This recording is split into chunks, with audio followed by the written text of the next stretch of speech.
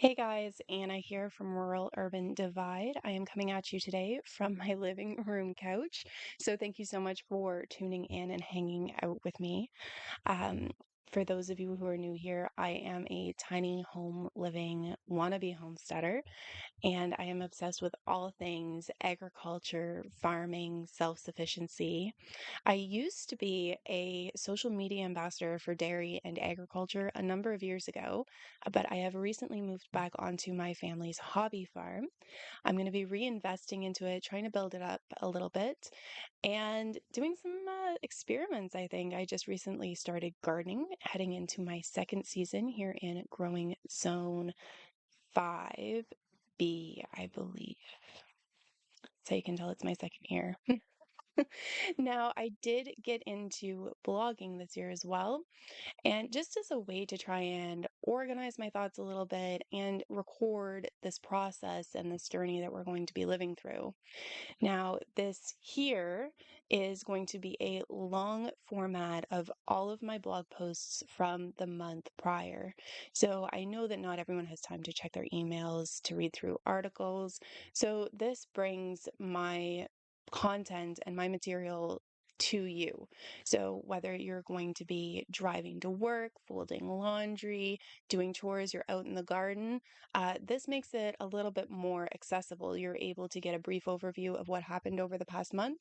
And should you choose, there will be timestamps. You can go and you can follow the links to those specific articles that you may be interested in. That way, it doesn't waste your time. You're able to find exactly the information you need and you're able to follow along with what you want. So, having said that, I do have my laptop here, so I'm going to be referencing some of my notes on all of this. And a quick disclaimer, I am not a professional.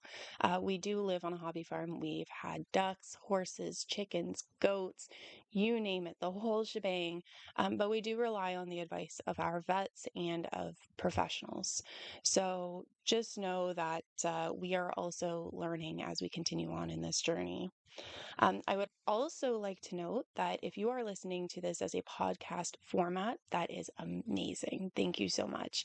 If you would like the opportunity to participate in my giveaway, that will be done through the YouTube platform. So if it is within 3 days of having posted this recording, you can go back, go to my YouTube, leave a comment, and I will be choosing one commenter on that third day, and they will receive their choice of seed packet from West Coast Seeds, which also segues into my very exciting announcement. As of yesterday, I was actually accepted as a affiliate gardener with West Coast Seeds. So now what that means for you guys is I will be giving away one pack of seeds after each one of these videos in an attempt to just I know how hard it is as a first time gardener. You're overwhelmed, it's scary. Like, if you're tight on money, you're worried about investing. This helps put the tools, the seeds, into your hands. And I know it sounds like such a small step for everything, but can you imagine if every gardening channel on YouTube did this? If everybody was giving away a packet of seeds after every video, or once a week, or even once a month, there would just be an ocean of community that would come out from that small movement. So that's what I'm trying to accomplish with that there. Now, for the West Coast Seed affiliate program, I will be leaving a link into all of my descriptions. If you decide to use it, that would be absolutely fantastic. I will earn a small percentage commission through that, and that will go back to helping try and support this channel and support this journey. And hopefully, it allows you to grow and start your own gardening journey with this as well. So, jumping right into it, this episode is actually going to be a little bit of a recap from my 2023 season. Now, last year was my first year gardening, and it was a learning curve. But what I did is that I recorded all of the harvest from the garden throughout last summer, and I was actually able to grow roughly $1,250 worth of produce. Now, I did spend $300 on tilling the fresh ground and about $450 on seeds. So this would have given me a profit about $500 if I also hadn't have had to spend about $1,000 on equipment such as the lawnmower, weed whacker, seedling trays, drying baskets, all that kind of stuff. So while this technically puts me at a deficit of about $500, the lifespan of the equipment is obviously going to last much longer than that 1 year. And it's not an investment that I'm going to have to make year after year, unless I choose to upgrade or get some additional equipment as it comes up. So while I was trying to figure out how much everything was worth, I would also like to note that I compared it to the cheapest available alternative. So, keeping in mind for spinach. So, I did not compare my fresh organic spinach to fresh organic spinach at the grocery store. I went into this experiment from the perspective of someone trying to save money by gardening. And you're not necessarily going to the grocery store to try and like buy that organic spinach, right? So instead, if you're trying to save money and, feed your kids on a budget, you're going to go for the cheaper frozen alternative. So that is what I did. A lot of the alternatives that I priced out were actually the frozen alternatives as opposed to organic, in season, fresh produce kind of a thing. The dead ringer for our most profitable vegetable from last year was, surprise, surprise, zucchini. So I think if anyone has grown zucchini, you know how productive this plant is. And I actually grew $163 worth. So that was also followed by cabbage, tomatoes, bell peppers, and jalapeno peppers. The not so profitable came out to be cauliflower, artichokes, and Brussels sprouts. Now, Brussels sprouts is mainly because they were such a pain in the ass to harvest that it was not worth it for me. And the next ones were actually potatoes and onions, and it's not because I didn't get a great harvest out of those. I did. It was just that they were actually so cheap to buy at the grocery store that the amount of space they took out of the garden, the amount that I got from what I had planted, it was so cheap to buy it alternatively.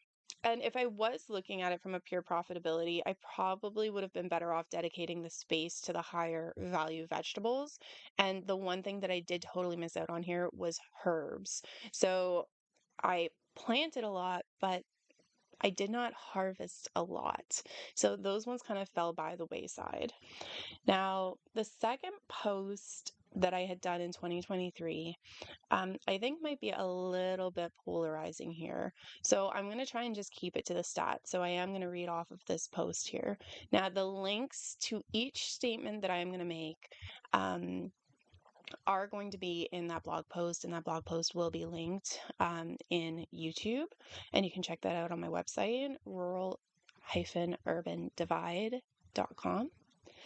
Now, if you're not into economic stats, discussion on housing crisis, income or living wages, just feel free to skip ahead on this one. It is not for everyone. I get it.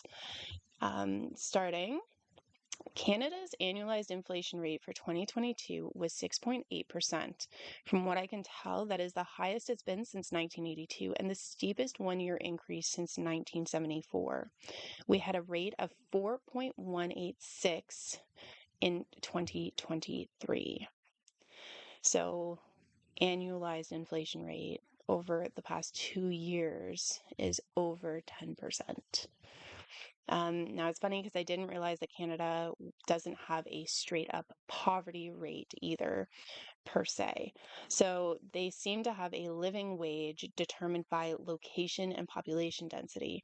So here in rural Ottawa, the living wage stands at about 46 grand a year before tax. And now our minimum wage is 16.55 an hour, which equates to about $34,000 a year when working a 40-hour work week. Our median income per capita is $43,000 a year. Now, I know that I would said that I would keep this to just purely the statements on facts, but essentially, broken down, this means that if you work a minimum wage job, 40-hour work week, or are single, you are probably experiencing some sort of poverty in Canada, which I think is just insane. And according to the Government of Canada, you are considered to have a core housing need. In other words, be in a housing crisis if you spend more than 30% of your gross income on housing, such as mortgage or rent. Now, for the living wage, or 46 grand a year, this means $1,150 a month. Or if you make the median income of 43 grand a year, that's about $1,075. And if you work a minimum wage job, this would actually be $850 a month spent on housing, such as rent or a mortgage.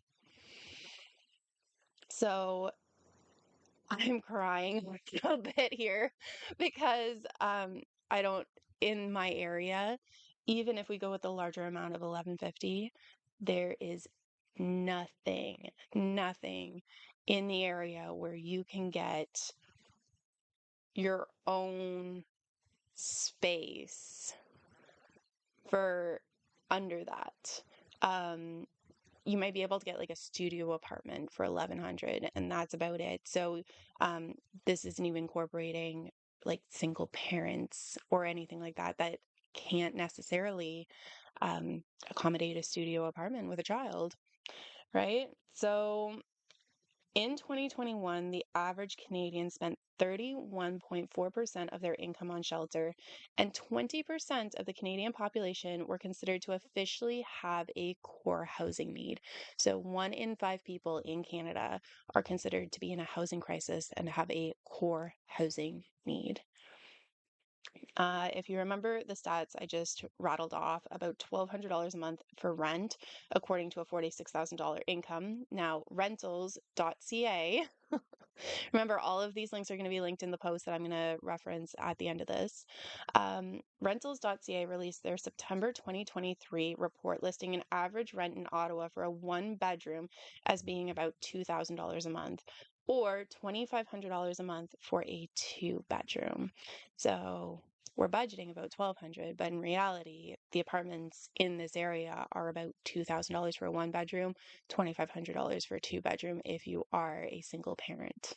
Rate Hub has also released a report stating that the average home in Ottawa costs $643,600, which would require an income of over $140,000 a year to support.